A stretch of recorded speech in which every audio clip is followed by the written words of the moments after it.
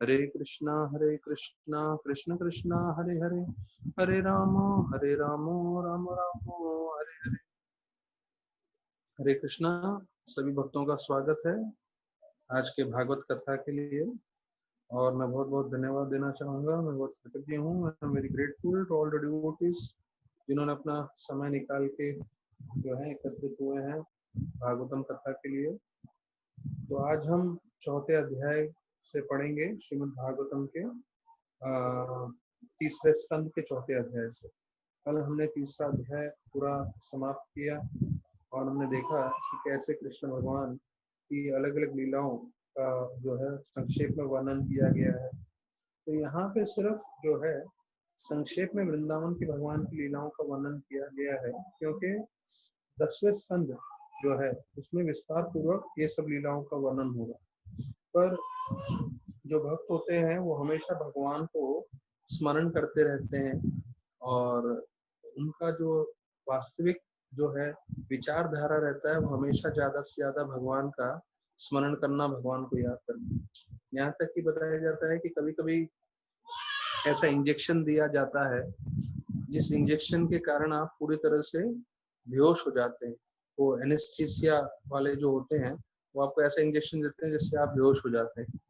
तो जब आप उस बेहोशी से बाहर आते हैं तो बाहर आते समय आप अपनी बुद्धि के हिसाब से सोच नहीं सकते, क्योंकि आपको जो है पूरी तरह से आपके शरीर को जो है सुन कर दिया जाता है, मन को भी सुन कर दिया जाता है, जिससे आप पूरी तरह से सो जाते हैं।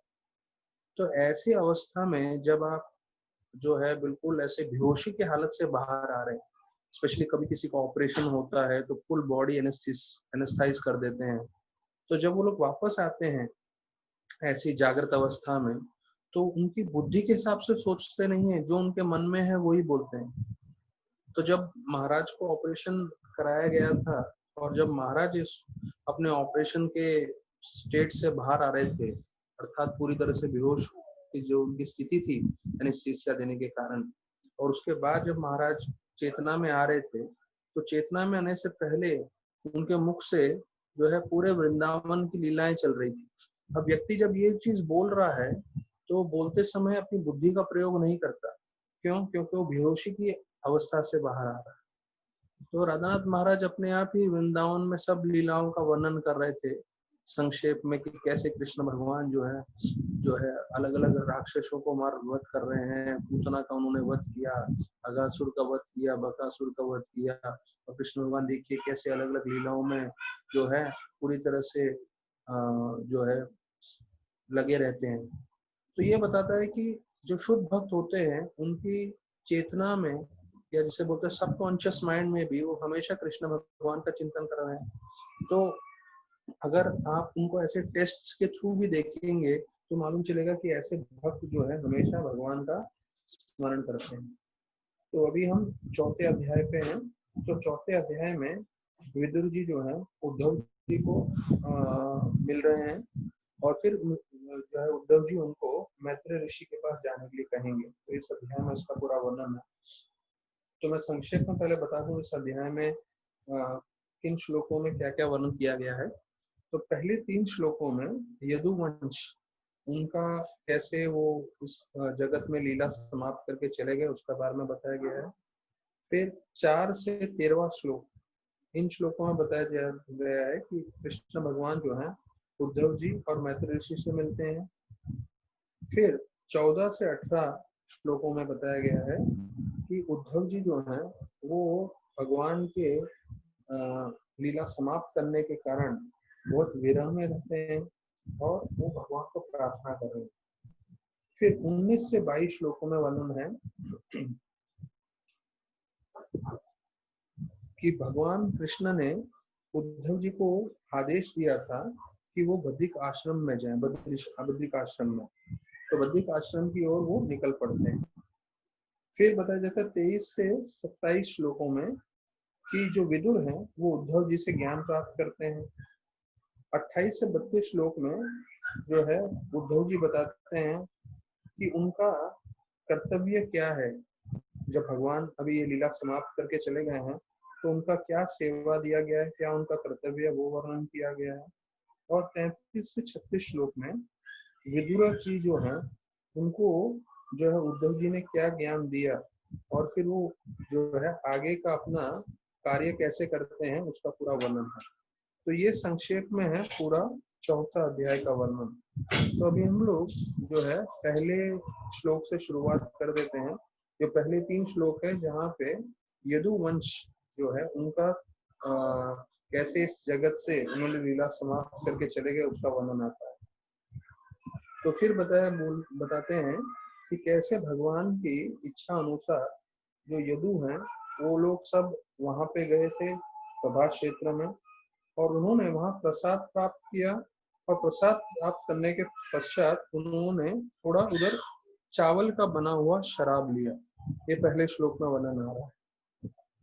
और शराब के असर से जो है सब नशे में आ गए और नशे में आने के कारण जो है वो एक दूसरे के साथ विवाद करके एक दूसरे का अपमान कर रहे थे। तो ये देखिए भगवान के संगी पार्षद हैं और ये सब जो कर रहे हैं उसके बारे में विस्तारित रूप में प्रभुपाद जी तात्पर्य में बताते हैं। तो पहला चीज प्रभुपाद जी बता रहे हैं कि क्षत्रियों को जो है शराब पीना कभी कभी जो है वो शास्त्रों के हिसाब से वो उनको जो है सहमति दी थी। तो ये चीज समझना है कि क्षत्रियों को मतलब ये उस युग की बात चल रही है जब कृष्ण भगवान थे। ये 5000 साल पहले की बात है। कलयुग में किसी को भी ये नियम तोड़ने का जो है परमिशन नहीं दिया गया है। तो कलयुग में सबको ये नियम पालन करना है। प्रभुपाद जी बता के गए नो इंटॉक्सिकेशन मतलब शराब और धूम्रपान या नशा तंबाकू नहीं करना। लेकिन यहाँ बताते हैं कि प्रभुपाद लिख रहे हैं कि ये है शराब का बुरा असर कि ऐसे इतने अच्छे परिवार के होते हुए भगवान के संगी पार्षद होने के बावजूद जब उन्होंने शराब सेवन किया तो फिर नशे की अवस्था में उन्होंने पूरा लड़ाई झगड़ा चालू कर दिया।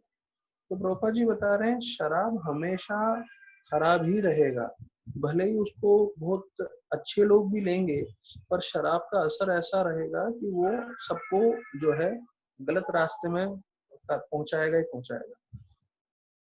वो स्मरण करते हुए सब उनको देखते हुए जो है वो सरस्वती नदी के पास आ गए। फिर बताया जाता है कि प्रभुपाद लिखते हैं तो ये जो है भगवान की they are not manifestation of his external energy और मटीरियल नेचर। तो ये हमें समझना चाहिए ये जो यदुवंश का जो नाश हुआ है ये प्रकृति के प्रभाव से नहीं हुआ है, भगवान की स्वेच्छा से हुआ है। तो ये भगवान की माया शक्ति के कारण नहीं हुआ है, भगवान की अंतरंग शक्ति या भगवान की स्वेच्छा से इच्छा से ये कार्य हुआ है। तो वही चीज बोल रहे हैं कि हमें ये नहीं समझना चाहिए कि ये जो है यदुवंश और जो भोज वंश के हैं वो लोग शराब पी के एक दूसरे से मारा मारी करके जो है सब नष्ट हो गए। नहीं, ये समझना चाहिए भगवान की इच्छा है।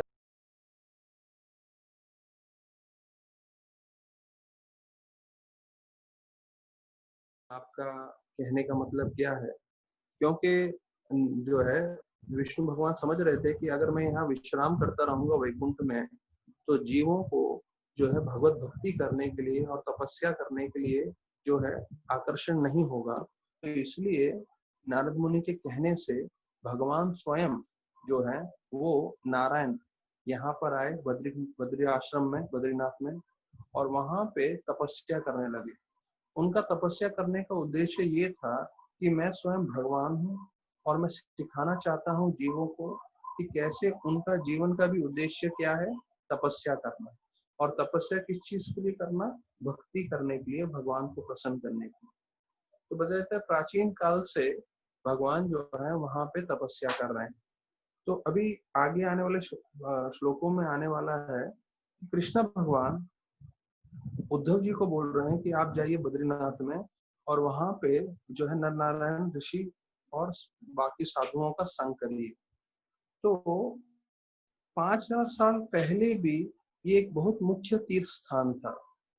तो बोलते हैं प्रभुपाद कि आप समझ लीजिए 5000 साल पहले इतना मुख्य तीर्थ स्थान था, मतलब उससे कई हजारों साल पहले से ये मुख्य स्थान है तीर्थ का बद्रीनाथ। तो ऐसा वर्णन करते हैं। तो हम लोग सब अलग अलग तीर्थ स्थान पे जाते हैं, तो उसमें समझना चाहिए कि बद्रीनाथ भी एक मुख्य स्थान है।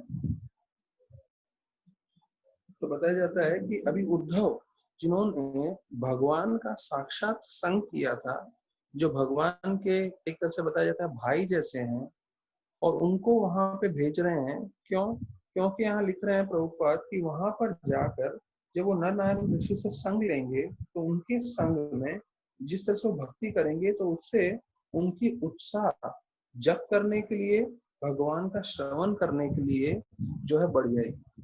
तो देखिए, जो हम लोग हियरिंग एंड चैंटिंग कर रहे हैं, हम लोग जो भागवतम सुन रहे हैं, जो हम लोग हरिनाम करते हैं, जप करते हैं, उद्धव जैसे महान भक्त जिन्होंने भगवान के साक्षात दर्शन किए हैं, भगवान के साथ इतना समय बिताया है, कृष्ण भगवान उनको भेज रहे हैं बद्रीनाथ कि उनके जीवन में भी जो है नाम जप और कथा के प्रति आकर्षण और बढ़े।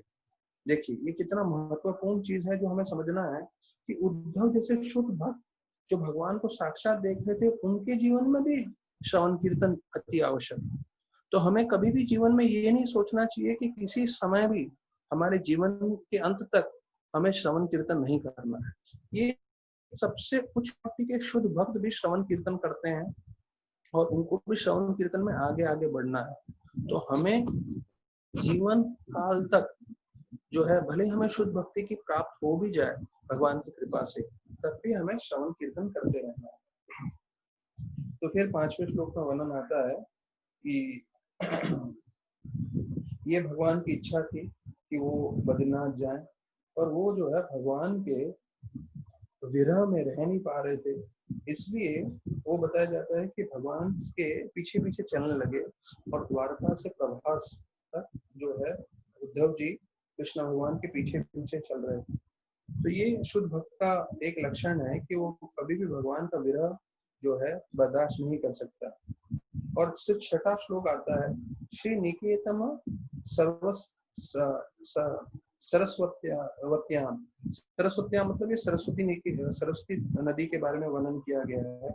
और जैसे हमने चर्चा की, कृष्ण भगवान कैसे सरस्वती नदी के पास उन्होंने आश्रय लिया था, और वास्तविक रूप में श्री निकेतम मतलब है कि बहुत सारी लक्ष्मियों ने जो है उनका आश्रय लिया है। अर्थात भगवान को जो है सरस्वती नदी का पास आश्रय लेने की जरूरत नहीं है, क्योंकि पूर्ण पुरुषोत्तम भगवान है, लेकिन वो लीला ऐसा करते हैं जिससे जो है सब लोग जो है उनकी तरफ और आकर्षित हो जाए। तो फिर 7वें श्लोक में बताया गया है कि ये जो है भगवान का सौंदर्य का वर्णन किया गया है।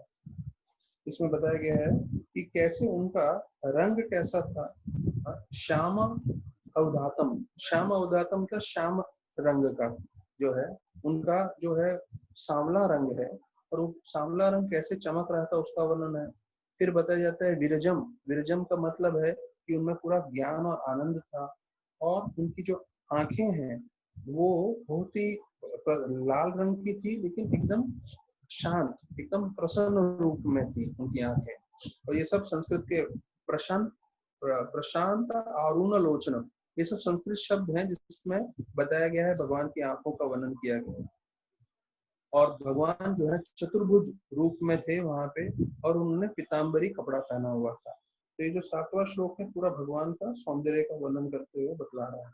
और भगवान 8वें श्लोक में वो किस तरह से बैठे थे उसका वर्णन किया गया है। तो वो एक बरगद का पेड़ जो है उसको लग के बैठे हुए थे, और उनका एक पैर दूसरी पैर के ऊपर था, तो ऐसा वर्णन किया है। तो इसके पीछे क्यों ये जो बरगद का पेड़ पे टेका लगा के बैठे थे, और वो एकदम छोटा बरगद का पेड़ था। तो आचार्यगण बताते हैं छोटा बरगद का पेड़ अर्थात ये जो हमारी सृष्टि है वो सबसे छोटी है, और बाकी सब सृष्टियां जो हैं वो इससे भी बढ़कर हैं, बहुत सारे बड़े बड़े सृष्टि भी हैं, इसका वर्णन किया गया है। और एक पैर उनके दूसरे पैर पे था, और वो जो है अपनी लीला यहाँ से समाप्त करके जाने वाले थे। भक्ता पीपलम, तो ये अपनी लीला समाप्त करके जो है भगवान गोलोक वृंदावन वापस प्रवेश करने वाले थे। ऐसे करके 8वें श्लोक में वर्णन आता है। फिर 9वें श्लोक में बताते हैं कि उसी वक्त मैत्र ऋषि वो भी जो है महाभागवत हैं और व्यासदेव जी के मित्र हैं, वो वहाँ पहुंच जाते हैं।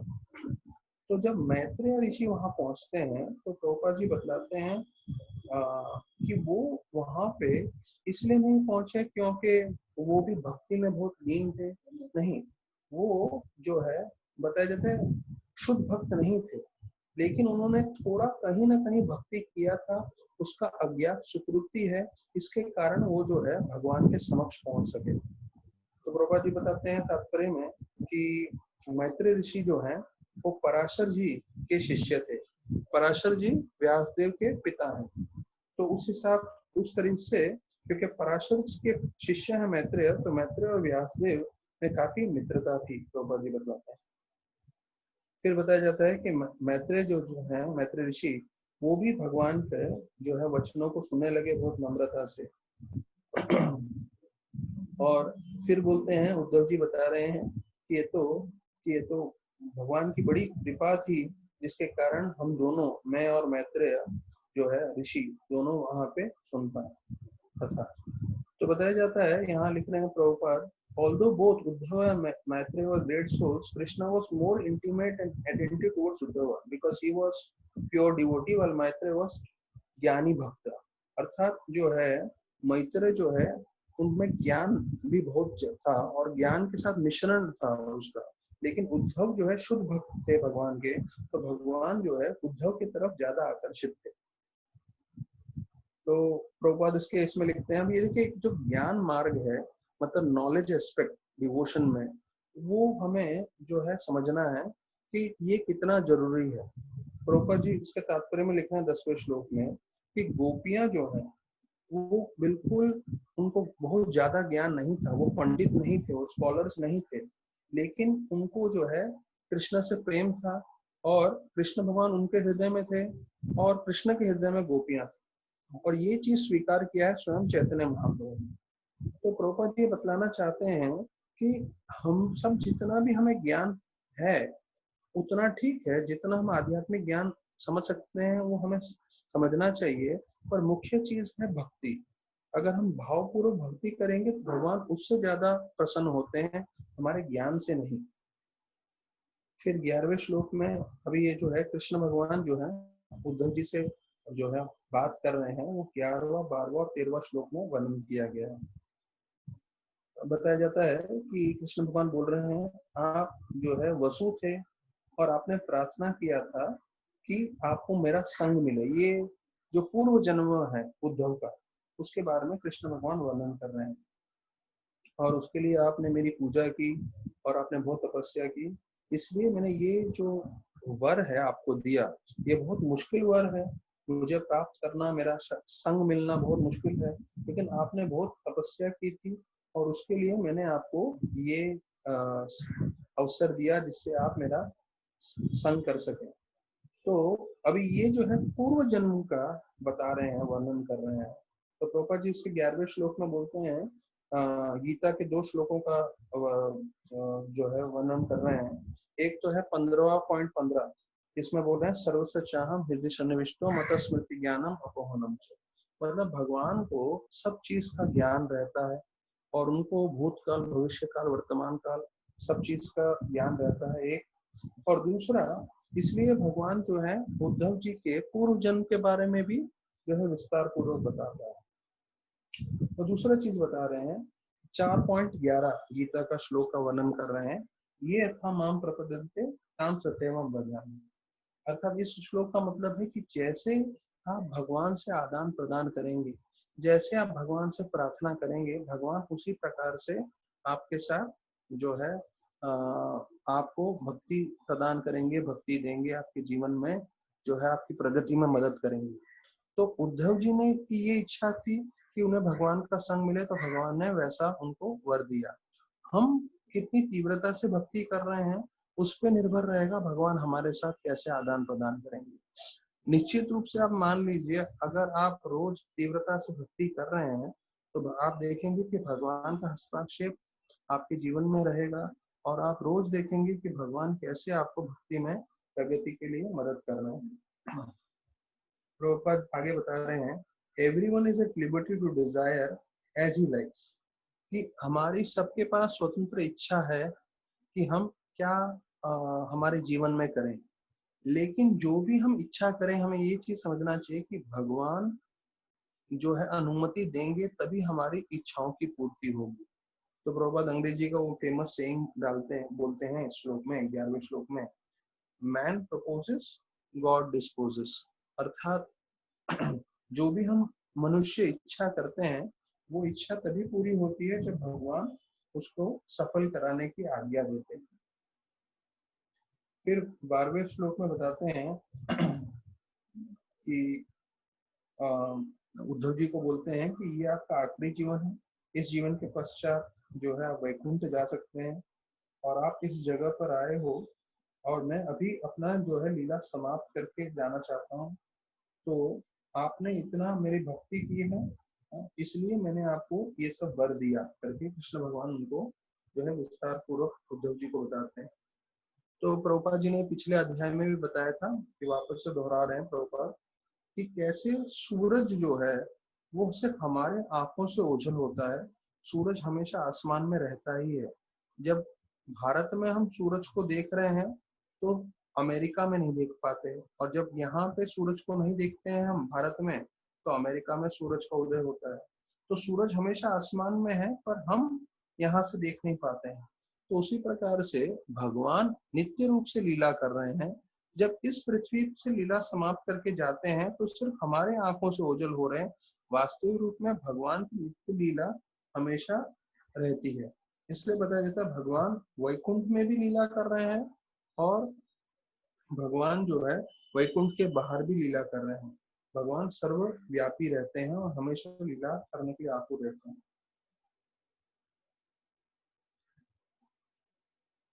तो फिर वो बताते हैं कि कैसे मैंने ब्रह्मा जी को वो जो है श्रीमद् भागवतम बताया, जो हमने चतुश्लोकी भागवतम दूसरे स्कंद में सुना, और वही चीज बताते हैं कि जो मेरा दिव्य ज्ञान है। अब ये जो दिव्य ज्ञान है जो ब्रह्मा जी ने सुना है, उद्धव जी की वही इच्छा थी कि वो भी सुनेंगे ज्ञान। तो हमारा अहोभाग्य है कि हमें एक ज्ञान सुनने को मिल रहा है जो भगवान कृष्ण ने ब्रह्मा जी को सुनाया और वही चीज उद्धव जी को भी सुना है। तो 11वें स्कंद में उद्धव गीता करके आता है, जहाँ कृष्ण भगवान उद्धव जी को बहुत विस्तार पूर्वक ज्ञान देते हैं।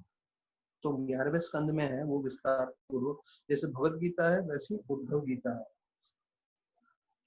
तो अभी फिर जो है 14 से 18 श्लोकों में बताया जाता है कि उद्धव जी जो है वो भाव विभोर हो जाते हैं और फिर भाव विभोर होके वो कृष्ण भगवान को जो है गुणगान करने लगते हैं और प्रार्थना करने लगते हैं। तो उनके भाव विभोर में बोलते हैं। तो 14 श्लोक में आता है कैसे कि वो उद्धव जी बोल रहे हैं कि भगवान के ऐसे आदान प्रदान करते हुए जो है मैं पूरी तरह से भाव विभोर हो गया उनका ये आदान प्रदान देख के। और जो बताया जाता है कि कैसे उद्धव जी जो है बोल नहीं पा रहे थे और उनकी आंखों से अश्रुधारा बह रही थी, और फिर जो है उन्होंने अपने आंखों से आंसू पोंछते हुए हाथ जोड़ के बोलना चालू किया। तो उद्धव जी अभी क्या बोल रहे हैं ये अभी 15, 16, 17, 18 श्लोकों में आता है। तो 15वां श्लोक हम लोग सब साथ में बोल सकते हैं। कोनो शेते पाद सरोज भाजम सुधर्वरे तो चतुष्षापिह तथापि नाहं करुणोमि भूमान् भवत्पदं भोज निवेश उत्सुकः। तो उसमें भगवान को बोल रहे हैं उद्धव जी कि मैं आपकी सेवा चाहता हूँ, मैं जो है 4 पुरुषार्थ नहीं चाहता हूँ। तो 4 पुरुषार्थ कौन से हैं हमें मालूम है, धर्म, अर्थ, काम और मोक्ष। तो ये चीज जो है मुझे नहीं चाहिए। मुझे क्या चाहिए कि मैं सिर्फ आपकी सेवा कर सकूं।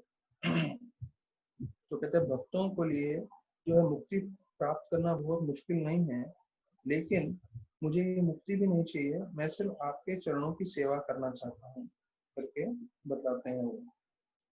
तो प्रभुपाद लिखते हैं कि कैसे स्वरूप सारूप्य मुक्ति जिनको मिलता है, सारूप्य मतलब जिनको भगवान के जैसा ही रूप मिलता है वैकुंठ में, अर्थात चतुर्भुज रूप। तो जिनको सारूप्य मुक्ति मिलती है गोलोक वृंदावन में, तो उनको भगवान का जैसा स्वरूप है उसके कारण वैसा ही मिलता है स्वरूप, और उसमें वो सेवा कर पाते हैं। लेकिन भक्त प्रभुपाद लिखते हैं कभी भी सायुज्य मुक्ति स्वीकार नहीं करते, क्योंकि सायुज्य मुक्ति मतलब भगवान के जो प्रकाश है, ब्रह्म ज्योति है, उसमें लीन होना। तो भक्त कभी भी सायुज्य मुक्ति स्वीकार नहीं करते।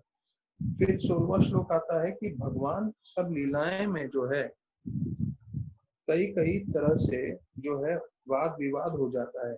वाद विवाद हो जाता है मतलब कि भगवान ऐसी लीला करते हैं जो कभी सब भक्त जो है विमोहित हो जाते हैं, वो समझ नहीं पाते हैं कि अरे ये लीला कैसी है। जैसे हमने पहले चर्चा किया था कि भगवान का जन्म नहीं है फिर भी भगवान जन्म लेते हैं, तो वैसे ही 4 चीजों का यहाँ वर्णन किया गया है।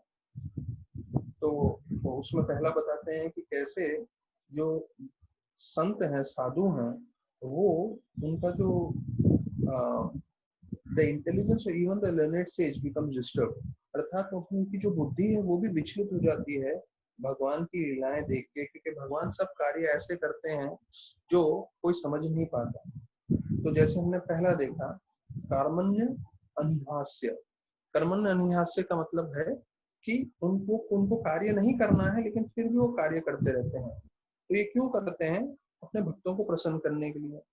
और जैसे दूसरा उन्होंने बताया है कि कैसे भगवान जो है जब भी उनका जन्म नहीं हुआ है, अर्थात वो अजय है लेकिन उनका कभी जन्म नहीं हुआ, लेकिन यहाँ पे लीलाओं में वो जन्म लेते हैं, फिर वो डर के मारे भाग जाते हैं।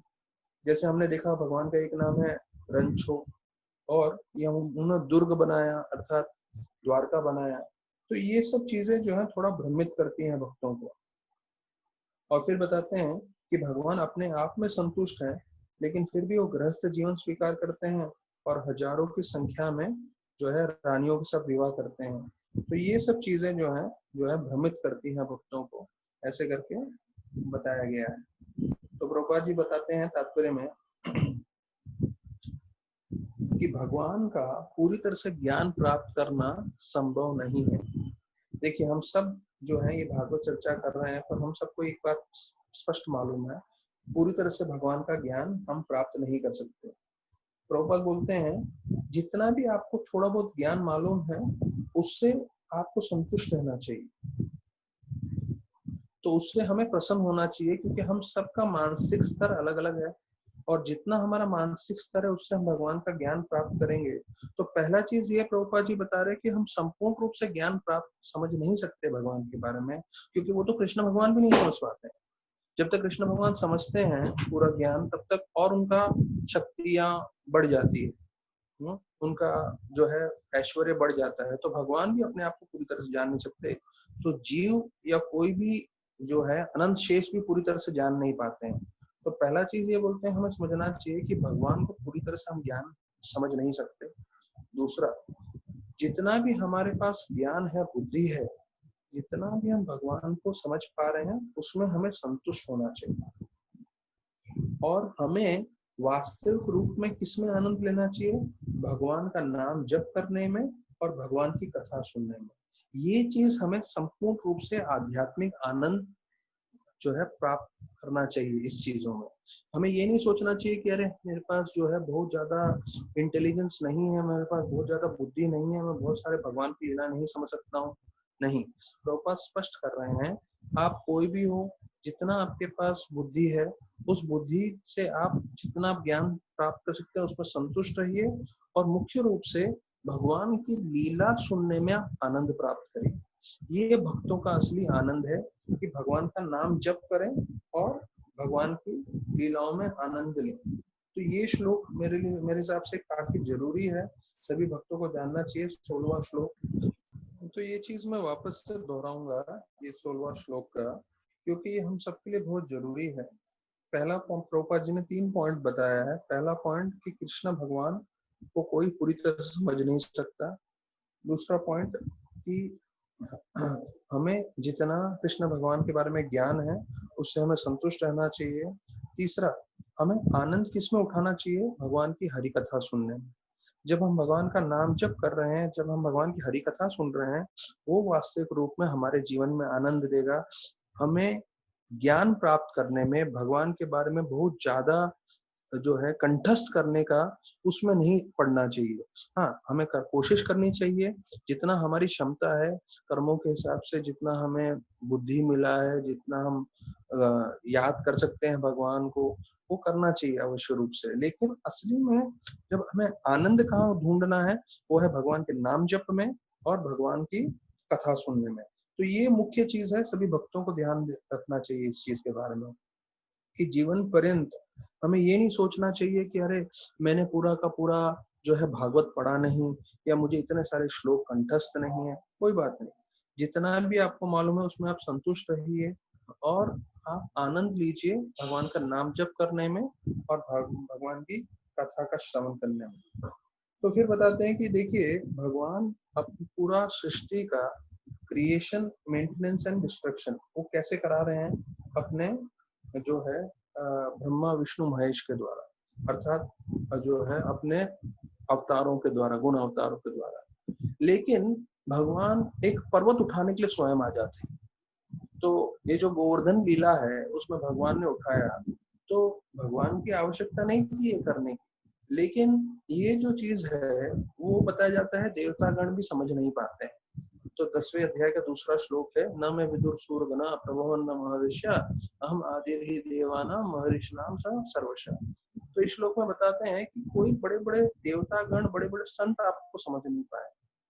तो ये जो चीज है, भगवान अगर पूरी सृष्टि को बनाने के लिए और सब करने के लिए दूसरों को लगा सकते हैं, तो ये गोवर्धन उठाने के लिए उनको आने की क्या आवश्यकता है? क्योंकि वो अपने भक्तों के साथ आदान प्रदान करना चाहते हैं। तो ये भगवान की अद्भुत लीलाओं में से एक है।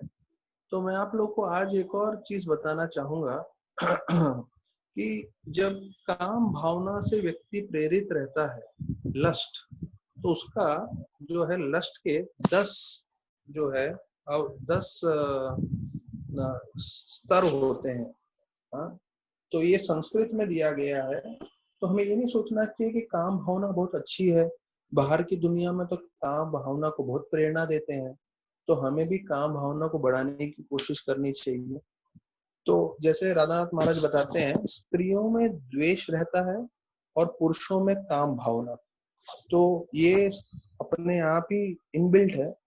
तो स्त्रियों को द्वेष से बचना चाहिए और पुरुषों को काम भावना से। तो एक काम भावना के 10 स्तर हैं। ध्यान से समझिए ये, क्योंकि अगर आप ये 10 स्तर नहीं समझेंगे तो काम भावना आपको क्या कर सकती है जो है उसके बारे में हमें इतना ज्ञान नहीं होगा। जब आप ये 10 स्तर सुनेंगे उसके बाद आपको समझ में आएगा कि काम भावना कितना खतरनाक हो सकता है। तो पहला स्तर है चक्षु राग। ये देखिए संस्कृत के शब्दों का भी प्रयोग हो रहा है। तो मैं आप लोग को इसलिए बताना चाहता हूँ कि ये ऐसा नहीं है किसी भक्त ने अपने हिसाब से बना के रखा है, नहीं, ये शास्त्रों में से वर्णन किया गया है जो मैं आपको दोहरा रहा हूँ।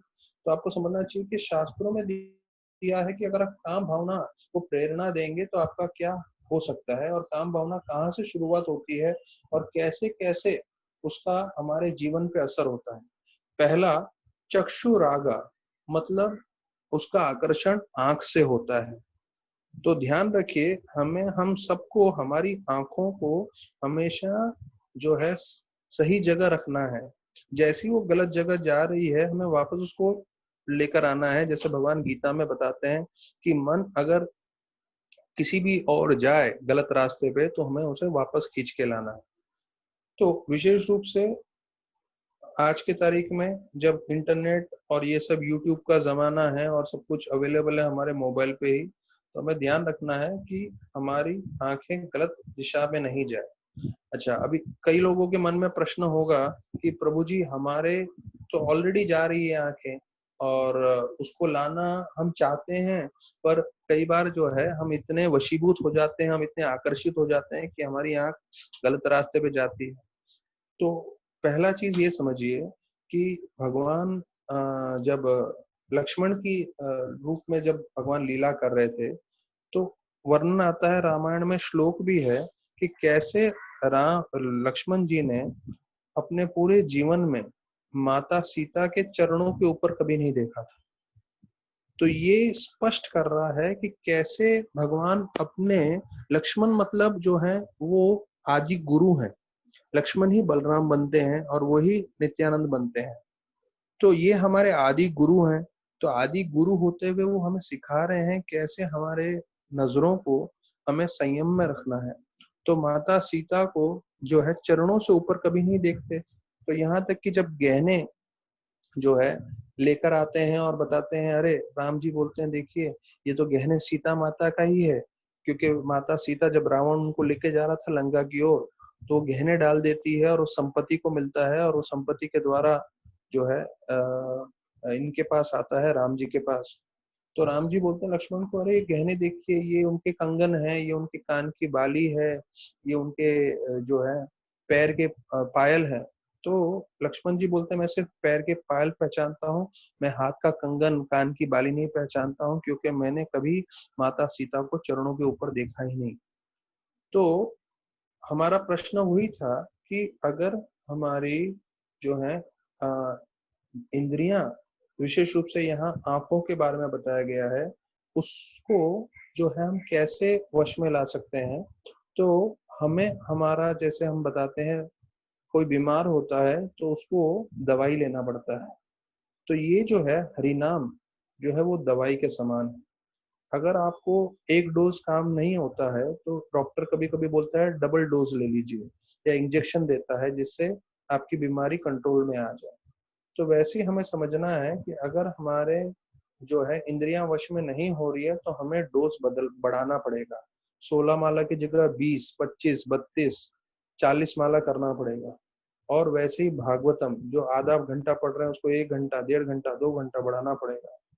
आपको समझना चाहिए कि बीमारी है, बीमारी का समाधान के लिए आपको दवाई लेना है। और भौतिक रूप से अगर कुछ दवाई होती है, अगर उसका आप भौतिक रूप से ज्यादा दवाई ले लेते हो तो उसका जो है आपको जो है आपके तबियत पे असर अच्छा नहीं होगा। लेकिन आध्यात्मिक दवाई जो है वो है हरिनाम, वो है भागवतम। तो आप कितना ही ज्यादा भागवतम सुन भी लोगे या कितना ही ज्यादा जप भी कर लोगे तो उसका आपको फायदा ही होगा, कभी नुकसान नहीं होगा। तो ये आपको जो मेडिसिन है, जो दवा है, ये प्रभुपाद जी जो है गीता में बताते हैं जब मन वश में नहीं होता तो कृष्ण भगवान ने जो बताया है, अभ्यास है न तो कौनते है वैराग्य न क्रियते। तो अभ्यास मतलब प्रैक्टिस है जिससे मन वश में हो सकता है।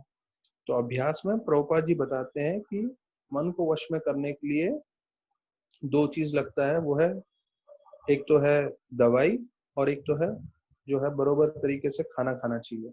तो खाना हमारे लिए प्रसाद है, और जो है दवाई है वो भगवान का हरि नाम, भले ही वो हम कथा बोलें या भगवान का नाम जप बोलें। तो इसको आप बढ़ाइए, तो जितना आप इसको बढ़ाते रहेंगे अपने जीवन में तो फिर ये धीरे धीरे कम होगा। तो हमें कई जन्मों से इसके तरफ आकर्षण है, तो हो नहीं सकता है कि आप आज करेंगे और शुभ बोलेंगे कि हाँ प्रभु जी कल मेरा 2 दिन में पूरा काम भावना खत्म हो गया। नहीं, हो सकता है हमें हफ्तों हफ्तों इसके साथ लड़ना पड़ेगा, महीनों महीनों, सालों साल, या पूरा जीवन, पर हमें युद्ध करते रहना है, मेहनत करना है। तो पहला बताया जाता है कामदेव का जो आकर्षण होता है आंखों के द्वारा, और जैसी आंखों से आकर्षण हो जाता है फिर चित्त संग। चित्त संग का मतलब है, ये दूसरा स्तर है, हमारे मन में बहुत आसक्ति हो जाती है। इसलिए मैं बता रहा हूं, अगर आपने देखा ही नहीं होगा तो आसक्ति नहीं होगी। अंग्रेजी में बोलते हैं ना, लव एट फर्स्ट साइट। आपने पहली नजर में देखा और प्रेम हो गया। तो अगर उससे बचना है तो आपको आंखें संयम रखनी है, आंखों को कंट्रोल में रखना है। और आंखें कंट्रोल में नहीं होगी, उससे आकर्षण होगा, तो फिर दूसरा स्तर आएगा जिससे आपके मन में पूरी तरह से आकर्षण हो जाएगा। फिर तीसरा आता है संकल्प, अर्थात डिटर्मिनेशन। फिर आपको वो चीज प्राप्त करने के लिए आप बहुत मेहनत करने लगते हैं। और ऐसे में निद्र छेड़ा, ये चौथा स्तर है जहां आपका नींद भंग हो जाएगा, रात को सो नहीं पाएंगे। तो देखिए कामदेव का क्या असर होता है काम भावना का। फिर बताया जाता है तनुता। तनुता ये 5वां स्तर है जिससे आप जो है आपका शरीर कमजोर होने लगेगा। क्यों? क्योंकि आप रात को सो नहीं रहे हैं, आपके मन में पूरी तरह से उसकी तरफ आकर्षण हो गया है तो आपका शरीर कमजोर होने लगता है। 5वां स्तर है। फिर विषय निवृत्तिस, ये छठा संघ है, छठा स्तर है। और इससे जो है आप बाकी सब चीजों में आपकी पूरी तरह से आसक्ति हट जाएगी। आप सिर्फ एक चीज के प्रति जो है आपका पूरी तरह से मन लगा रहेगा। ये छठा स्तर हुआ। 7वां स्तर है तर्प नाशः, नाशः, तर्प नाशः मतलब आप पूरी तरह से बेशरम हो जाएंगे। अंग्रेजी में जिसे शेमलेस बोलते हैं। ये 7वां स्तर है काम भावना का। 8वां, आप पागल हो सकते हैं, उन्माद। हाँ, तो लोग जो है प्रेम के वशीभूत हो जाते हैं, काम के वशीभूत हो जाते हैं और पूरे पागल हो जाते हैं। ये इसे बोलते हैं उन्माद। फिर ये है 9वां स्तन जिसे बोलते हैं मूर्छा। मूर्छा मतलब आप स्टंट हो जाएंगे या पूरी मूर्छित हो जाते हैं ना जिसे बोलते हैं, तो उसे बोलते हैं बीइंग स्टंड। और 8वां है मृत्यु अर्थात मृत्यु या डेथ। तो देखिए काम भावना आंखों से शुरू होके आपको मृत्यु तक ले जा सकता है अगर आपने उस पर वश नहीं किया तो। आंखों से आकर्षण, मन में आसक्ति, फिर पूरी तरह से जो है डिटर्मिनेशन उसको प्राप्त करने का, नींद के नाश होना, सो नहीं पाना, फिर जो है कमजोर होना, उसके बाद किसी भी भौतिक चीजों की तरफ आकर्षण नहीं रखना, पूरा बेशरम बन जाना, पागल हो जाना, स्टंट रहना और अंत में मृत्यु। ये 10 स्तर हैं काम भावना के। तो हमें ध्यान रखना है ये आंखों से शुरू होता है और फिर हृदय में आसक्ति होती है। तो हमें अपना, जैसा मैंने समाधान बताया है, आध्यात्मिक रूप से जो है भक्ति का भाव जो है आगे बढ़ाते रहना है। जितना ज्यादा श्रवण कीर्तन है वो करते रहना है, तो उससे फिर ये जो है अपने आप कम होगा।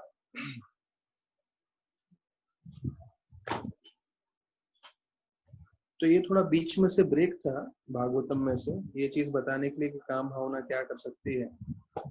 तो अभी हम 17वें श्लोक पे जाते हैं। यहाँ पे उद्धव जी बोल रहे हैं भगवान कृष्ण को, कृष्ण भगवान आपने जो है अच्छा एक पॉइंट मैं आपको पहले बता दूं, बाहर इतने सारे लोग आत्महत्या कर रहे हैं, तो हो सकता है इन आत्महत्या के पीछे कारण काम भावना भी हो सकती है, क्योंकि काम भावना आपको अंतिम में मृत्यु की शैया तक पहुंचा सकता है। तो इसलिए हमें भी बचना है और जितने सारे लोगों को हम बचा सकें उन्हें भी बचाने की कोशिश करनी चाहिए इस चीजों से। तो अभी 17वें श्लोक में बता रहे हैं उद्धव जी बोल रहे हैं कृष्ण भगवान को कि आप जो है मुझे बुलाते थे और आप मेरे से जो है पूछते थे जो है राजसभा में कि इस कार्य में मुझे हमें क्या करना चाहिए, इस कार्य में हमें क्या करना चाहिए। आप मुझसे सलाह मशवरा लेते थे और मैं जैसे आपको बताता था उसके हिसाब से आप कार्य करते थे। पर ये जो है मुझे बहुत भ्रमित करता है। क्यों? क्योंकि आप उन पुरुषोत्तम भगवान हैं, आपको तो कोई ज्ञान की जरूरत नहीं है, आपको सब कुछ मालूम है, फिर भी आप ऐसी लीला करते थे मेरे साथ।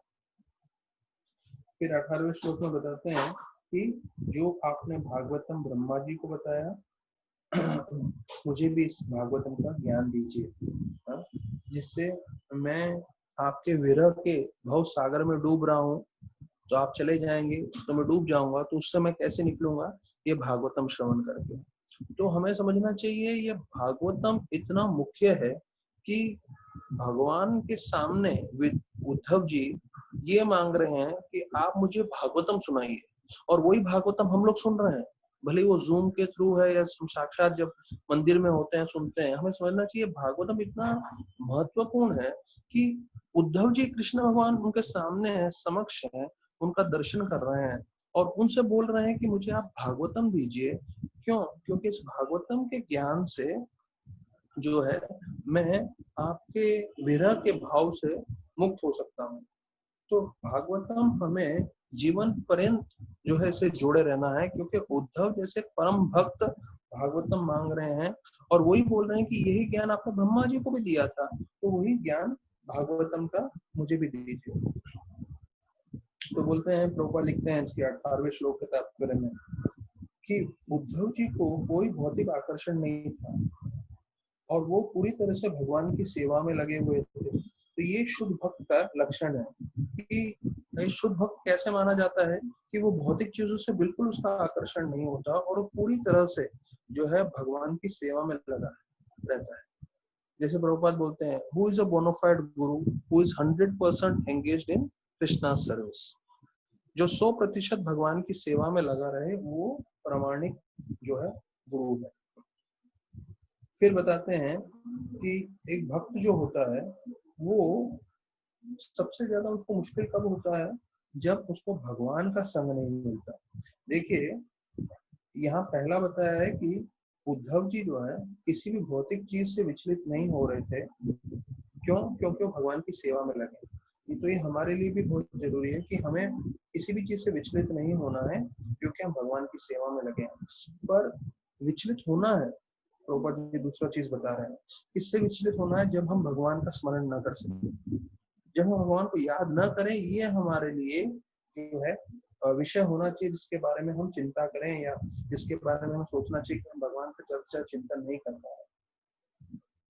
तो प्रभुपाद बताते हैं, जितना हम भगवान का ज्यादा से ज्यादा स्मरण करें, ये एक भक्त को जीवित रखता है।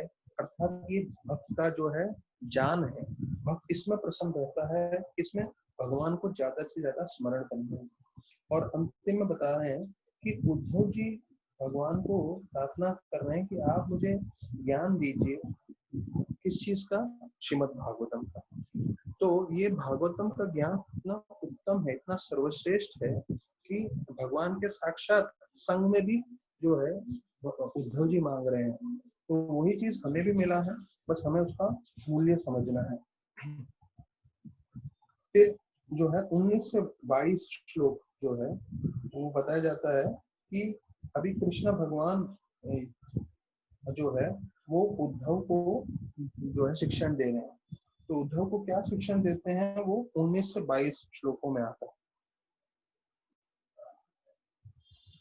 तो अभी 19वें श्लोक में बोलते हैं कि जैसे उन्होंने अपना हृदय की बात बताई कि आप मुझे भागवत का ज्ञान दीजिए, इससे मैं आपके विरह से जो है विरह में दुखी हूँ, उससे मैं निकल सकूं। तो फिर ऐसा बताया जाता है कि भगवान जो है उनको ज्ञान देना चालू करते हैं अपने बारे में, और उसका वर्णन आता है परमाम स्थितम। परमाम स्थितम शब्द का मतलब है कि भगवान अपने बारे में जो है उद्धव जी को ज्ञान दे रहे हैं।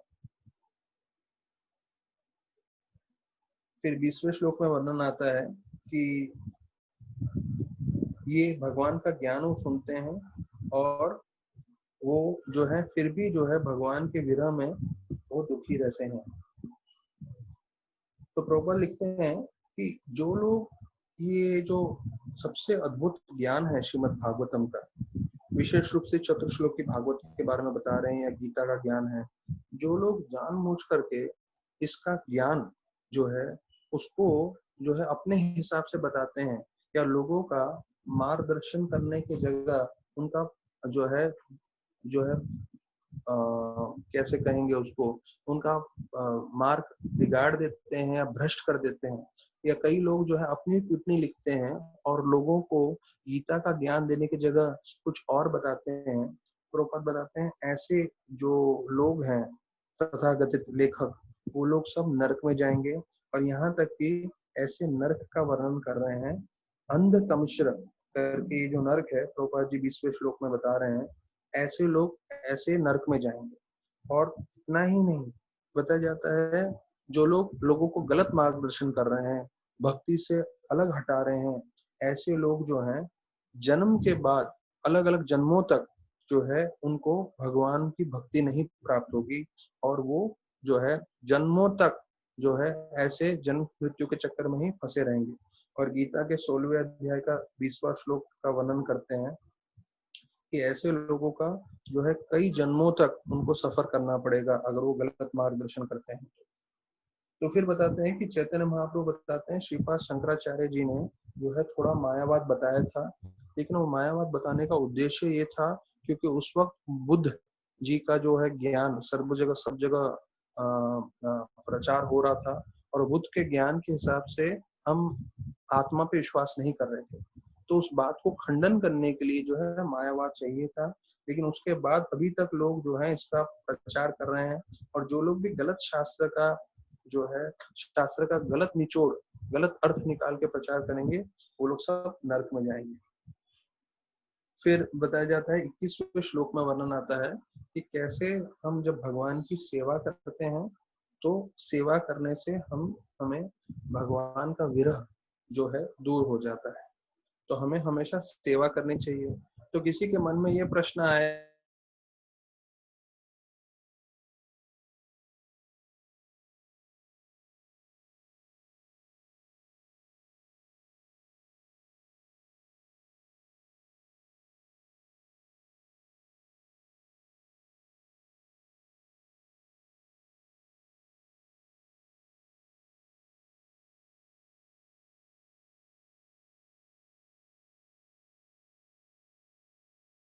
उनसे नास्तिकवादी लोग ज्यादा हैं इस पृथ्वी पे और 7.5% बुद्धिस्ट हैं।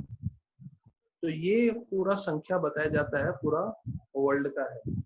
तो हमें समझना चाहिए कि इतने में जो है हमसे ज्यादा नास्तिकवादी लोग हैं पूरे दुनिया में। और एक और स्टैटिस्टिक्स बताया जाता है कि कैसे जो दूसरे धर्म वाले हैं वो दूसरे धर्म वाले जो है पूरी तरह से अपना पालन कर रहे हैं अपने धर्मों का। और उसका मैं आपको स्टैटिस्टिक्स बताता हूँ कि ये जो मैंने स्टैटिस्टिक्स बताया उसमें से 55% मुसलमान लोग जो है कुरान पढ़ते हैं और उसमें से 85% जो है कुरान के शब्दों को अपने जीवन में अपनाते हैं। क्रिश्चियंस में 35% लोग बाइबल पढ़ते हैं और वो अपने जीवन में अपनाते हैं। और हिंदुओं में वर्णन आता है कि 1% लोग भी गीता भागवत नहीं पढ़ते हैं, 1% भी नहीं पढ़ते। तो आप सोचिए दूसरे धर्मों में 55% लोग पढ़ रहे हैं, 35% लोग पढ़ रहे हैं क्रिश्चियंस और मुस्लिम्स में, पर हिंदू धर्म में जो है हम कोई भी कुछ पढ़ नहीं रहे हैं। इसलिए फिर आध्यात्मिक ज्ञान हमारे जीवन में भी नहीं है, दूसरों के जीवन में भी नहीं है, हम भी दुखी हैं, वो भी दुखी हैं। तो हमें चाहिए कि थोड़ा कष्ट लें, थोड़ा इसका पाठ करें, समझें और समझने के बाद उसके हिसाब से अपना जीवन व्यतीत करें, अपने जीवन में अपनाएं और दूसरों को भी ये ज्ञान दें। फिर जो है अभी हम जो है 21वें श्लोक पे चर्चा कर रहे हैं। 21वें श्लोक में बताया जाता है कि भगवान को सेवा करना करेंगे तो भगवान से विरह का भावना जो है अपने आप हट जाएगा। तो आप देख सकते हैं अगर आपको प्रचार करना है तो 700 करोड़ लोग जो हैं वो हैं इस पृथ्वी पे। तो कभी ये मत सोचिएगा कि हमारा मार्केट खत्म हो गया, प्रचार करने के लिए लोग नहीं है। हाँ? और मुंबई में 130 करोड़ लोग हैं, मुंबई नहीं भारत में। तो पर जिसको प्रचार जितना करना है पूरी तरह से कर सकते हैं। इसका भले ही कोरोना वायरस से स्टॉक मार्केट नीचे आ जाएगा, ये मार्केट नीचे आ जाएगा, पैसे का मार्केट नीचे चला जाएगा, पर प्रचार का मार्केट हमेशा बढ़ने ही वाला है, उसमें कभी कमी नहीं आएगी। तो फिर प्रभुपाद जी जो है 21वें श्लोक में बताते हैं कि therefore he started for Badrikashram. फिर उद्धव जी जो है वो बद्रिकाश्रम में जाने के तैयार हो गए। क्यों? क्योंकि उनको भगवान ने ये शिक्षण दिया था, भगवान ने ये आदेश दिया था। तो प्रभुपाद बताते हैं भगवान और भगवान का आदेश दोनों एक समान है। तो जब आप भगवान का आदेश पालन कर रहे हैं तो आप भगवान के संग में हैं। तो भगवान का आदेश भगवान के समान ही उतना अत्यधिक महत्वपूर्ण है। तो गीता में जितना भी आदेश दिया है, भागवत में जितना भी आदेश दिया है, तो जब भी हम अपना जीवन भगवान के आदेश के हिसाब से व्यतीत करेंगे तो हम भगवान के संग में रहेंगे। तो ऐसा वर्णन आता है 21वें श्लोक में। फिर 22वां श्लोक आता है कि कैसे जो है बद्रिक आश्रम में नर नारायण ऋषि हैं जो भगवान के अवतार हैं और वो प्राचीन काल से वहां पे तपस्या कर रहे हैं हम सब जीवों के उद्धार के लिए और हम सब जीवों को सिखाने के लिए कैसे जीवन का उद्देश्य तपस्या है, भोग करना नहीं। तो महाराज स्पष्ट बताते हैं राधानाथ स्वामी, हम लोग यहाँ पे सेवा करने के लिए है, भोग करने के लिए नहीं। तो ये बहुत बड़ा स्टेटमेंट है, बोलने में मुझे 5 सेकंड लगेगा, सुनने में आप लोगों को 5 सेकंड लगेगा, पर इसको अपने जीवन में अपनाने को जो है बहुत समय जाएगा, शायद सालों साल जा सकते हैं, और उसके हिसाब से हमें अपना पूरा जीवन व्यतीत करना है। क्या है महाराज का शिक्षण? हम लोग यहाँ इंद्र भोग के लिए नहीं है, यहाँ एंजॉयमेंट के लिए नहीं है, इस भौतिक जगत में हम लोग यहाँ सेवा के लिए हैं। अगर आप ये चीज समझ लेंगे तो आप हमेशा जीवन में आनंदित रहेंगे, हमेशा खुश रहेंगे। देखिए, ये भक्तिमय हमारा जीवन होने के लिए बहुत अति आवश्यक है कि हम इस बात को समझें कि हम भोग करने के लिए नहीं है, हम सेवा करने के लिए हैं। हाँ, जितना हमारे शास्त्रों के अनुसार या भक्ति में जितना हम भोग करना चाहते हैं कर सकते हैं, क्योंकि हमारी इच्छाएं रहेगी भोग करने की, लेकिन हमें हमारा जीवन का उद्देश्य भी मान के चलना है कि हमारा जीवन का उद्देश्य सेवा करना है, भोग करना नहीं। तो ये बहुत अति आवश्यक है। तो प्रभुपाद जी वही बता रहे हैं अभी जो है 22वें श्लोक में कि 5000 साल पहले भी बद्रीनाथ जो है उसका महिमा थी, और वहां पे नर नारायण ऋषि से मिलने के लिए भेजते हैं। तो ये बहुत ही मुख्य धाम में से एक है। प्रभुपाद बताते हैं 4 धाम है पूरे भारतवर्ष में जिसको सबसे प्रमुख माना जाता है। एक है बद्रीनाथ, जिसे बद्रिकाश्रम भी बोलते हैं, दूसरा है रामेश्वर, तीसरा है जगन्नाथपुरी, और चौथा है द्वारका। तो प्रभुपाद बताते हैं जो भी हिंदू हैं जो अपना भक्ति में जीवन सार्थक करना चाहते हैं, वो लोग जो है इन चारों स्थान पे जाते हैं जीवन में एक बार कम से कम, जो है अपना भगवान का दर्शन करने के लिए। तो ये प्रमुख 4 धामों में से एक है। तो ये 4 धामों का मतलब मैं खुद पहली बार पढ़ रहा हूँ मतलब पहले पढ़ा था पर याद नहीं था, क्योंकि पढ़ के हम लोग कलयुग की बुद्धि है भूल जाते हैं। तो ये 4 धामों का प्रभुपाद जी स्वयं जो है 22वें श्लोक 4थे अध्याय में इसका वर्णन कर रहे हैं। ये 4 धाम प्रमुख हैं और हमें इन 4 धाम पे जाना चाहिए। तो अभी इसके साथ जो है काफी भागवतम हो गया। अभी तीसरा जो है ये अगला भाग आ रहा है, जिसमें 23 से 27 में श्लोकों में विदुर जी जो है आध्यात्मिक ज्ञान लेना चाहते हैं उद्धव जी से। तो अभी मैं यहाँ पे विश्राम दूंगा कथा को, और कल हम 4 बजे कथा करेंगे। अभी तब तक मैं आपको जर्नी होम में जो महाराज जी का कथा चल रहा था, तो वो जो मैंने छोड़ दिया था वो थोड़ी देर बता देते हैं अंतिम में।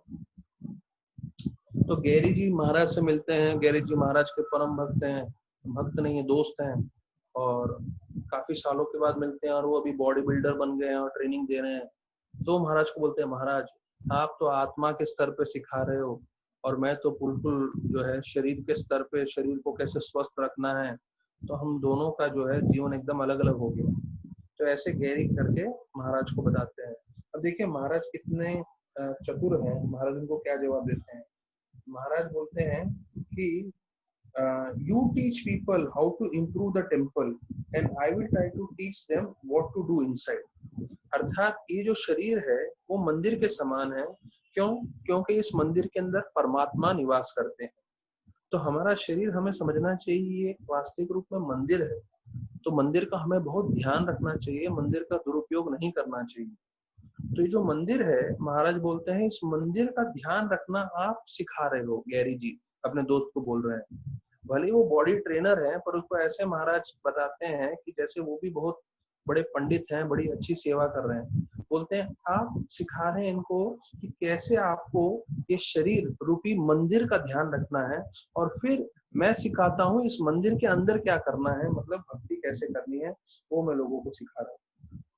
फिर बताते हैं महाराज कि मैंने जब भारत में प्रवेश कर रहा था, तो वो जो बॉर्डर में इमिग्रेशन ऑफिसर थे जो एक सरदार जी थे, सिख थे, मैंने उनको वचन दिया था मुझे आप अपने भारत में प्रवेश करने दें पुण्य भूमि में, तो मैं आपके भारतवासियों के लिए भविष्य में कुछ अच्छा करूंगा करके। तो ये महाराज ने उधर शब्द दिए थे, वो एक वचन जैसा दिया था।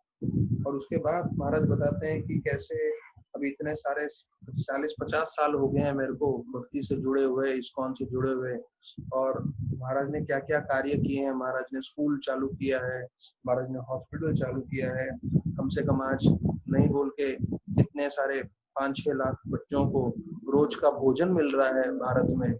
क्यों? क्योंकि उस वक्त उस सिख ऑफिसर ने जो है राधानाथ महाराज को आने दिया था। और फिर महाराज बताते हैं कि कैसे कम से कम 30 कॉलेजों में रोज शाम को प्रवचन हो रहा है इस आध्यात्मिक ज्ञान का। और हम स्कूलों में भी ज्ञान देते हैं कि कैसे आप कोई भी धर्म के हो, हिंदू हो, मुस्लिम हो, क्रिश्चियन हो, ज्यू हो, जैन हो, बुद्धिस्ट हो, पारसी हो, इनकी कोई भी धर्म के हो, लेकिन अपने धर्म में आप आगे बढ़िए और जो है भगवान की तरफ आकर्षण बनाए रखें। फिर बताते हैं महाराज 1989 में मेरी माता और मेरे पिता दोनों जो है भारत में आए, और वो उनका जीवन पूरी तरह से जो है उनका जीवन बदल गया, क्योंकि वो भक्तों से मिले। और भक्तों से मिलने के बाद उनका जो है इतना आसक्त हो गए भक्तों के साथ कि हमेशा वो भक्तों का स्मरण करते थे, भक्तों से बात करते थे। तो देखिए राधानाथ महाराज का जो है सेवा करने के कारण, भक्ति करने के कारण उनके माता पिता भी जो है पूरी तरह से प्रभावित हो गए। यहाँ तक मुझे याद है महाराज खुद एक प्रवचन में बता रहे थे कि उनके पिताजी जो है मिस्टर मफतलाल के यहाँ, कृष्णचंद्र प्रभु के यहाँ प्रोग्राम था, 89 की बात है, तब उनके पिताजी भी थे, कृष्णचंद्र प्रभु के पिताजी। तो जब वो उनके घर में पहुंचे तो राधानाथ महाराज के पिताजी जो हैं मिस्टर स्लेवन, वो बोलने लगे आप तो बहुत बड़ा कार्य करते हैं, बहुत बड़े उद्योगपति हैं। तो कृष्णचंद्र के पिताजी ने राधानाथ महाराज के डैडी को बोला कि अरे हम तो कुछ भी नहीं है, हमारे पास जो है वो तो कुछ नहीं है, असली धन तो आपके बेटे के पास है, राधानाथ स्वामी के पास। तो बोले कैसे? तो बोले उसके पास आध्यात्मिक धन है, उसके पास भक्ति है जो सर्वोत्तम है। तो जब कृष्णचंद्र के पिताजी ने ऐसा बोला तो राधानाथ महाराज के जो पिताजी हैं वो पूरी तरह से जो है वो बहुत उनको प्रेरणा मिला, और उनको लगा देखिए कैसे इतने बड़े उद्योगपति मेरे बेटे की तारीफ कर रहे हैं। हाँ, कि राधानाथ जो मेरा बेटा है, राधानाथ स्वामी, उनके पास असली धन है, और वो असली धन है भक्ति का। और वो फिर बाद में अपनी माता को भी बताया कि कैसे जो है सारे के सारे इतने बड़े बड़े लोग जो है हमारे पुत्र की प्रशंसा कर रहे हैं। और फिर बोलते हैं महाराज की 2004 में जो है उन्होंने जो है शरीर त्याग दिया, उनकी माता ने जो है। और फिर महाराज ने जो है जब यात्रा थी तो उस यात्रा में मायापुर में गंगा में अपनी माता की अस्थियां विसर्जन की। और महाराज लिखते हैं कि मेरे शारीरिक माता और मेरी आध्यात्मिक माता, आध्यात्मिक मतलब गंगा उनकी माँ के समान है क्योंकि उन्होंने महामंत्र दिया था, वो आज बताया जाए तो दोनों मिल गई, क्योंकि मैंने अपनी माता के जो राख है वो उनमें अर्पण की। और मैं भगवान से प्रार्थना कर रहा था कि मेरी माता को भी जो है वो आश्रय दें और भगवत धाम बुला लें कर। तो ऐसे वर्णन करते हैं। तो फिर महाराज लिखते हैं though it all I have come to realise that if only we cling to our sacred idols, not being diverted by either successes or failure, we may find the amazing powers beyond our own are there to test us, protect us and empower us. अर्थात महाराज बता रहे हैं कि हमारे जीवन में कामयाबी होगी, हमारे जीवन में विफलता होगी, सक्सेसेस एंड फेलियर्स दोनों हमारे जीवन में आएगा, पर हमें विचलित नहीं होना है और पूरी तरह से मन लगा के भक्ति करते रहना है। तो फिर हम देखेंगे कि ऐसे भगवान की शक्ति हमें जो है रक्षा करेगी और हमें इतनी शक्ति देगी जिससे हम आध्यात्मिक जीवन में और आगे बढ़ते जाएं और आगे प्रगति करते करते जाएं। तो महाराज अंतिम में बता रहे हैं कि कैसे मैं तो कभी अपने जीवन के बारे में ये सब बताना नहीं चाहता था, पर 2005 साल में मेरे गुरु भाई भक्ति तीर्थ स्वामी, उनको कैंसर हो गया और उनके कैंसर के समय में उनके बिस्तर के पास था। तो उन्होंने मेरा हाथ पकड़ के मुझे प्रार्थना की और बोला ये आपकी कहानी नहीं है, ये एक कहानी है कि कैसे भगवान जो है किसी को भी मार्गदर्शन करते हैं, और कैसे एक लड़के को मार्गदर्शन किया और कैसे वो चिकागो से लेके वृंदावन पहुंचा। तो आप एक कंजूस मत बनिए। और ये भक्ति तीर्थ महाराज ने राधानाथ महाराज को बोला, आप कंजूस मत बनिए। आपके पास इतना अच्छा ज्ञान है, इतना अच्छा जीवन का ये कथा है, ये आप दुनिया के साथ बांटिए और आप ये किताब लिखिए। ऐसा बोलते हुए वो रोने लगे। तो उन्होंने उनको वचन दिया था कि हाँ मैं अवश्य लिखूंगा, और ये उनके लिए भेंट है जो उन्होंने ये किताब पूरा लिखा, जर्नी होम भक्ति तीर्थ महाराज के लिए, और जिसके कारण हम सब पढ़ रहे हैं, हम सब उनका जो है हमें उसका फायदा हो रहा है। तो बहुत बहुत धन्यवाद सभी भक्तों का। कल हम 4 बजे मिलेंगे और 23वें श्लोक से 4थे अध्याय से हम कथा वापस से वहीं से हम शुरू करेंगे। हरे कृष्णा।